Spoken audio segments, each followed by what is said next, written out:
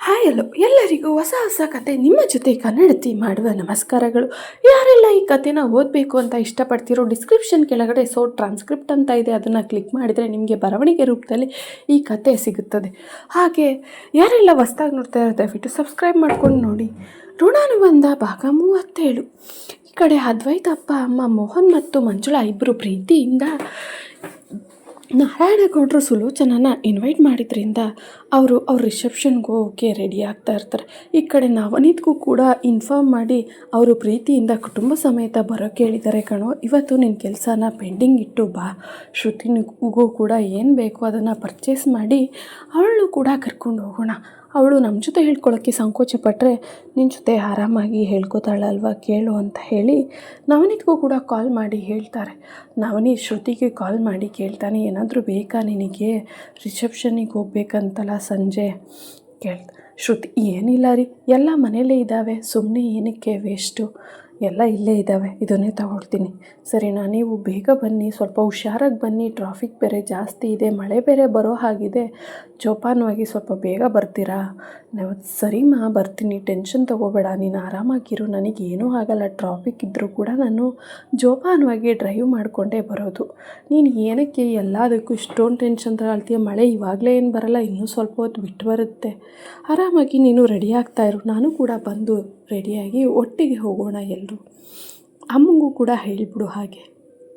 ಶ್ರುತಿ ಸರಿ ಆಯ್ತು ರೀ, ನೀವು ಹುಷಾರಾಗಿ ಜೋಪಾನವಾಗಿ ಬನ್ನಿ ಅಂತ ಹೇಳಿ ಇತ್ತ ಸುಲೋಚನಾ ಹತ್ರ ಹೋಗಿ, ಅಮ್ಮ ಅವರು ಬರ್ತಾರಂತೆ, ನನಗೇನೂ ಬೇಡ ಅಮ್ಮ, ಏನಕ್ಕೆ ಕೇಳೋಕ್ಕೆ ಹೇಳಿದ್ರಿ ನೀವೇನು ಬೇರೆಯವರ? ನೀವು ಕೂಡ ನಮ್ಮ ಅಮ್ಮನ ಥರನೇ, ಏನೇ ಹೇಳೋದಿದ್ರು ನಿಮ್ಗಳ ಜೊತೆನೇ ಹೇಳ್ಕೊಳ್ತೀನಿ, ನೀವು ಯಾವತ್ತೂ ನನ್ನನ್ನು ಬೇರೆಯವಳು ಅಂದ್ಕೋಬೇಡಿ, ನಾವು ನಿಮ್ಮನ್ನು ಯಾವತ್ತೂ ಬೇರೆಯವರು ಅಂದ್ಕೊಂಡಿಲ್ಲ, ಅಮ್ಮನೇ ಎರಡನೇ ತಾಯಿ ಅಂತಲೇ ಅಂದ್ಕೊಂಡಿರೋದು. ಸುಲೋಚನಾ ಹಾಗಲ್ಲಮ್ಮ, ಏನಾದರೂ ಸಂಕೋಚ ಇದ್ದರೆ ನೀನು ನವನೀತ್ ಜೊತೆ ಆರಾಮಾಗಿ ಮಾತಾಡ್ಕೋಬೋದು, ಹಾಗೆ ಅವನ ಜೊತೆ ಟೈಮ್ ಸ್ಪೆಂಡ್ ಕೂಡ ಮಾಡ್ದ ಹಾಗೆ ಆಗುತ್ತೆ, ಅದಕ್ಕೋಸ್ಕರ ಕೇಳಿದೆ. ಸರಿ, ಪಟಾಪಟ್ ಅಂತ ಮನೆ ಕೆಲಸ ಎಲ್ಲ ಬಿಟ್ಟು, ಮನೆ ಕೆಲಸ ಬೇರೆ ಕೆಲಸದವ್ರು ನೋಡ್ಕೊಳ್ತಾರೆ, ನೀನು ಹೋಗಿ ಬೇಗ ಬೇಗ ರೆಡಿಯಾಗಿ ನವನೀತ್ ಬಂದ ತಕ್ಷಣ ಅವನು ಕೂಡ ಫ್ರೆಶ್ ಅಪ್ ಆಗಿ ಹೊರಡೋಣ. ಸರಿನಾ, ಲೇಟ್ ಮಾಡೋದು ಬೇಡ. ಅವರು ನಮ್ಮ ಫ್ಯಾಮಿಲಿ ಇದ್ದ ಹಾಗೆ, ಸ್ವಲ್ಪ ತುಂಬ ಕ್ಲೋಸೇ, ಬಟ್ ದುಬೈಗೆ ಹೋಗಿದ್ದ ಕಾರಣ ಅಷ್ಟೊಂದು ಕಾಂಟ್ಯಾಕ್ಟಲ್ಲಿ ಇರಲಿ. ಅದು ನಿಮ್ಮ ಮದುವೆಗೆ ಇನ್ವೈಟ್ ಮಾಡಿದ್ದು, ಬಟ್ ಬರೋಕ್ಕಾಗಲಿಲ್ಲ. ಅವ್ರ ಮಗನ ರಿಸೆಪ್ಷನ್ ಅಂತೆ, ಹೋಗಿ ನಾವು ಕೂಡ ಮೀಟ್ ಮಾಡ್ಕೊಂಡು ಬರೋಣ. ಆಗ ಸುಲೋಚನಾ ಜೊತೆ ಶ್ರುತಿ, ಅಮ್ಮ ಏನು ಗಿಫ್ಟ್ ತೊಗೊಂಡಿದ್ದೀರಾ? ಗಿಫ್ಟ್ ತೊಗೊಳೋದನ್ನೇ ಮರೆತುಬಿಟ್ಟಿದ್ದೀನಿ, ನವನೀತ್ಗೆ ಹೇಳು, ಅಲ್ಲೇ ಬರಬೇಕಾದ್ರೆ ಏನಾದರೂ ಒಂದು ಒಳ್ಳೆ ಸ್ಪೆಷಲ್ ಗಿಫ್ಟ್ ತರೋ ಕೇಳು. ಹೌದಾ ಅಮ್ಮ, ಸರಿ ಅಮ್ಮ ಹೇಳ್ತೀನಿ ಅಂತ ಹೇಳಿ ನವನೀತ್ಗೆ ಫೋನ್ ಮಾಡ್ತಾರೆ ಶ್ರುತಿ. ಏನಾದರೂ ಗಿಫ್ಟ್ ತರಬೇಕಂತೆ ಅಮ್ಮ ಹೇಳಿದ್ರು, ಏನು ಗಿಫ್ಟ್ ತರೋದು ಇವಾಗ, ಏನು ತರೋದು ಅಂತ ತುಂಬ ಯೋಚನೆ ಮಾಡ್ತಾ ಇರ್ತಾನೆ ನವನೀತ್, ಏನು ತೊಗೊಂಡು ಹೋಗೋದು ಅಂತ.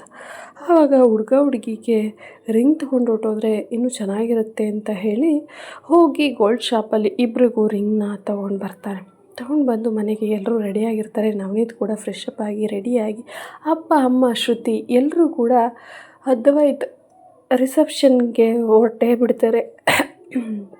ಹೋಗ್ತಾ ದಾರಿಯಲ್ಲಿ ಹೂನ ನೋಡ್ತಾನೆ ನವನೀತ್. ಹೂ ನೋಡಿದ ತಕ್ಷಣ ಅಮ್ಮಂಗೆ ಮತ್ತು ಹೆಂಡ್ತಿಗೆ ಇಬ್ರಿಗೂ ಕೂಡ ಹೂ ತಗೊಂಡು ಮಲ್ಲಿಗೆ ಹೂನ ತಂದು ಕೊಡ್ತಾನೆ.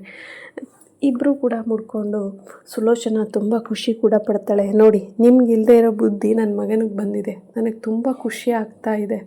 ಬಟ್ ಯಾವುದೇ ಅಪ್ಪ ಅಮ್ಮ ಆದರೂ ಅಷ್ಟೇ ಇದೇ ರೀತಿ ಖುಷಿ ಪಡಬೇಕು, ಯಾವತ್ತೂ ಜಲಸ್ ಪಡಬಾರ್ದು, ಹೆಂಡ್ತಿ ಬಂದಮೇಲೆ ಬದಲಾದ ಅಂತ. ಯಾವಾಗಲೂ ನಾವು ನಮ್ಮ ಗಂಡಂದರು ಹಿಂಗೆ ನೋಡ್ಕೋಬೇಕು ಅಂತ ಆಸೆ ಪಟ್ಟಿರ್ತೀವಲ್ವ, ಇದು ಎಲ್ರಿಗೂ ಏನೋ ಒಂಥರ ಒಂದು ಪಾಠನೇ ಆಗಿರಬೇಕು ಅಂತ ಸುಲೋಚನಾ ಹೇಳ್ತಾ ಇರ್ತಾಳೆ ನಾರಾಯಣಗೌಡ್ರ ಹತ್ರ. ನಾರಾಯಣಗೌಡ್ರು ಹೇಳ್ತಾರೆ, ನೀವಿಬ್ಬರು ಇಷ್ಟು ಚಂದ ಇದ್ದುಬಿಟ್ರೆ ನೀವಿಬ್ಬರು ಜಲಸ್ ಪಟ್ಕೊಂಡಿಲ್ಲ ಅಂತಂದರೆ ಮನೆ ಸೂಪರಾಗಿರುತ್ತೆ ಕಣೆ, ನಮ್ಮ ಮನೆ ಯಾವತ್ತೂ ಹೊಡೆಯಲ್ಲ. ಇಲ್ಲ ರೀ, ನಾನು ಯಾವತ್ತೂ ಜಲಸ್ ಪಟ್ಕೊಳ್ಳಲ್ಲ, ಅವಳು ನನ್ನ ಮಗಳಿದ್ದಾಗೆ, ನನ್ನ ಮಗಳಿಗೆ ನನ್ನ ಅಳಿಯ ಕೊಡಿಸಿದ್ರೆ ಎಷ್ಟು ಖುಷಿ ಆಗ್ತಿತ್ತು, ಹಾಗೆ ಈಗ ಅವಳು ಮಗಳು, ಅಳಿಯ, ಸೊಸೆ, ಮಗ ಎಲ್ಲ ಇವರಿಬ್ಬರೇ ನನ್ನ ಪಾಲಿಗೆ ಅಂತ ಸುಲೋಚನಾ ತುಂಬ ಖುಷಿಯಿಂದ ಮನಸಾರೆ ಹೇಳ್ತಾ ಇರ್ತಾಳೆ. ಅದನ್ನು ಕೇಳಿದಂಥ ಶ್ರುತಿಗೆ, ಕೇಳ್ತಿದ್ದವಳಿಗೆ ಅವಳಿಗೂ ಕೂಡ ಹೃದಯಪೂರ್ವಕವಾಗಿ ಖುಷಿಯಾಗಿ, ನಾನು ಇಂಥ ಮನೆಗೆ ಸೇರಿದೆ, ನಾನು ಆಲೋಚನೆ ಕೂಡ ಮಾಡಿರಲಿಲ್ಲ ಇಂಥ ಮನೆಗೆ ಬಂದು ಸೇರ್ತೀನಿ, ಇಷ್ಟೊಂದು ಖುಷಿ ಪಡೋ ಅತ್ತೆ, ಇಷ್ಟೊಂದು ಸಪೋರ್ಟಿವ್ ಆಗಿರೋ ಮಾವ, ಯಾವಾಗಲೂ ಜೊತೆಯಲ್ಲಿರುವಂತಹ ಪ್ರತಿಯೊಂದು ಕಷ್ಟ ಸುಖದಲ್ಲಿ ಜೊತೆಯಾಗಿ ನಿಲ್ತಾ ಇರೋ ಗಂಡ, ದೇವರೇ ನಿಜ ನಾನು ಪುಣ್ಯ ಮಾಡಿದ್ದೀನಪ್ಪ. ಈ ಪುಣ್ಯನ ಯಾವಾಗಲೂ ಜೋಪಾನವಾಗಿ ಇಟ್ಕೊಳ್ಳೋ ಹಾಗೆ ಕಾಪಾಡ್ಕೊಳ್ಳೋ ಶಕ್ತಿ ಕೊಡಪ್ಪ ನನಗೆ ಅಂತ ದೇವ್ರ ಹತ್ರ ಮತ್ತೆ ಪ್ರಾರ್ಥನೆ ಮಾಡ್ಕೊಳ್ತಾ ಇರ್ತಾಳೆ. ಶ್ರುತಿ ಯಾವುದೇ ಸಣ್ಣ ಪುಟ್ಟ ವಿಷಯ ಸಿಕ್ಕಿದ್ರೂ ಸಾಕು ದೇವರಿಗೆ ಧನ್ಯವಾದ ಸಲ್ಲಿಸೋದನ್ನ ಯಾವತ್ತೂ ಮರೆಯೋಲ್ಲ. ಯಾಕಂದರೆ ಅವಳಿಗೆ ದೇವರು ಅಂದರೆ ಪ್ರೀತಿ, ಭಕ್ತಿ ಎಲ್ಲವೂ ಕೂಡ ಇರುತ್ತೆ ಅವಳಿಗೆ. ಹಾಗೆ ಹೀಗೆ ಮಾತಾಡಿಕೊಂಡು ನಗಾಡಿಕೊಂಡು ಹಾಗೆ ಇನ್ನೇನು ರಿಸೆಪ್ಷನ್ ಹಾಲ್ ಹತ್ರ ಬಂದು ತಲುಪ್ತಾರೆ. ಅಲ್ಲಿ ಅದ್ವೈತ್ ಶಾಲಿನಿ ಅನ್ನೋ ಬೋರ್ಡ್ ನೋಡಿ ಶ್ರುತಿ ಸ್ವಲ್ಪ ಅಕ್ಕನ ನೆನಪಾಗುತ್ತೆ ಅವಳಿಗೆ. ನಮ್ಮ ಅಕ್ಕನೂ ಕೂಡ ಮದುವೆ ಆಗಿದ್ದಿದ್ರೆ ಇವತ್ತು ಎಷ್ಟೋ ಚೆನ್ನಾಗಿರ್ತಿದ್ಲು. ಅವತ್ತು ಅವಳು ಮಾಡಿದ ಕೆಲಸ ಇವತ್ತು ಭಾಳ ತೊಂದರೆ ಕೊಡ್ತಾಯಿತ್ತು. ಅಮ್ಮನ ಕೂಡ ತುಂಬ ಹಿಂಸೆ ಆಗೋಯಿತು ಅಂತ ಹೇಳಿ ಹಾಗೆ ಒಳಗಡೆ ಹೋಗ್ತಾಳೆ. ಮಂಜುಳಾ ಮತ್ತು ಮೋಹನ್ ನೋಡಿ ತುಂಬ ಖುಷಿಯಾಗಿ ಮಗ ಸೊಸೆ ಇಬ್ಬರು ಸಕ್ಕತ್ತಾಗಿದ್ದಾರೆ, ತುಂಬ ಚೆನ್ನಾಗಿ ಕಾಣಿಸ್ತಾ ಇದ್ದಾರೆ. ಹಾಗೆ ನೀವು ಕೂಡ ಈಗ ಮದುವೆ ಆಗಿರೋ ಹುಡುಗ ಹುಡುಗಿ ಥರ ಕಾಣಿಸ್ತಾ ಇದ್ರಿ. ಏನ್ರಿ ನಾರಾಯಣಗೌಡ್ರಿ, ಸುಲೋಚನಾ ಅವರೇ, ನೀವು ಕೂಡ ಮಗ ಸೊಸೆ ಜೊತೆ ತುಂಬ ಹೆಂಗಾಗೋಗಿದ್ದೀರಾ? ನಾರಾಯಣಗೌಡರು: ಹಾಗೆಲ್ಲ ಏನಿಲ್ಲಪ್ಪ, ಒಳ್ಳೆ ಸೊಸೆ ಸಿಕ್ಕಿದ್ರೆ ಜೀವನ ಸಂಪೂರ್ಣ ಸಾರ್ಥಕ. ಹಾಗೆ ಅವಳನ್ನು ತುಂಬ ಚೆನ್ನಾಗಿ ನೋಡಿಕೊಂಡ್ರೆ ಇನ್ನೂ ಕೂಡ ನಮ್ಮ ಜೀವನದಲ್ಲಿ ಇನ್ನೇನು ತಾನೇ ಬೇಕು ಹೇಳು. ಒಳ್ಳೆಯ ಮಗ ಸೊಸೆ ಎಲ್ಲ ಇವರೇ ನಮಗೆ. ಸೊಸೆ ಅನ್ನೋದಕ್ಕಿಂತ ಹೆಚ್ಚಾಗಿ ಮಗಳಾಗಿ ಸಿಕ್ಕಿದ್ದಾಳೆ. ನಾವು ಪುಣ್ಯ ಮಾಡಿದ್ವಪ್ಪ, ಅದಕ್ಕೆ ಹೆಂಗಾಗಿ ಕಾಣಿಸ್ತಾ ಇದ್ದೀವಿ ಅನಿಸುತ್ತೆ. ಇಲ್ಲಾಂದಿರೆ ಯೋಚನೆ ಮಾಡಿ ಕೊರಗ್ತಿದ್ವೋ ಏನೋ ಅಂತ ನಾರಾಯಣಗೌಡರು ತಮಾಷೆಯಾಗೇ ಮಾತಾಡ್ತಾರೆ. ಸರಿ ನಡೀರಿ, ಅಲ್ಲಿ ಜ್ಯೂಸ್ ವೆಯ್ಟರ್ಗೆ ಹೇಳ್ತೀನಿ ಜ್ಯೂಸ್ ತರೋಕ್ಕೆ ಅಂತೇಳಿ ವೆಯ್ಟರ್ಗೆ ಹೇಳಿ ಸ್ಪೆಷಲಾಗಿ ಇವ್ರನ್ನ ತುಂಬ ಚೆನ್ನಾಗಿ ಟ್ರೀಟ್ ಮಾಡ್ತಾ ಇರ್ತಾರೆ. ಹಾಗೆ ಇನ್ನೂ ಕೂಡ ಹುಡುಗ ಹುಡುಗಿ ರಿಸೆಪ್ಷನ್ ಹಾಲ್ಗೆ ಬಂದಿರಲ್ಲ. ಹಾಗೆ ಸುಲೋಚನಾ ಮಂಜುಳಾನ ಕೇಳ್ತಾಳೆ, ಏನು ಮಂಜುಳಾ ಇಷ್ಟೊಂದು ಬ್ಯುಸಿ ಆಗೋಗಿದೆಯಾ? ಎಲ್ಲನೂ ಬೇರೆಯವ್ರಿಗೆ, ಕ್ಯಾಟ್ರಿಂಗ್ ಅವರಿಗೆಲ್ಲ ಮತ್ತು ಮ್ಯಾನೇಜ್ಮೆಂಟ್ನವ್ರಿಗೆ ವಹಿಸ್ಬೇಕು ತಾನೆ, ವಹಿಸ್ಬಿಟ್ಟು ಆರಾಮಾಗಿರ್ಬೇಕು ತಾನೆ. ಎಲ್ಲನೂ ವಹಿಸಿದ್ದೀನಿ, ಬಟ್ ಆರಾಮಾಗಿರೋಕ್ಕಾಗ್ತಾ ಇಲ್ಲ. ಸ್ವಲ್ಪ ಟೆನ್ಷನ್ ಆಗೇ ಆಗುತ್ತಲ್ವ, ಹೇಗೋ ಏನೋ ಎತ್ತ ಅಂತ.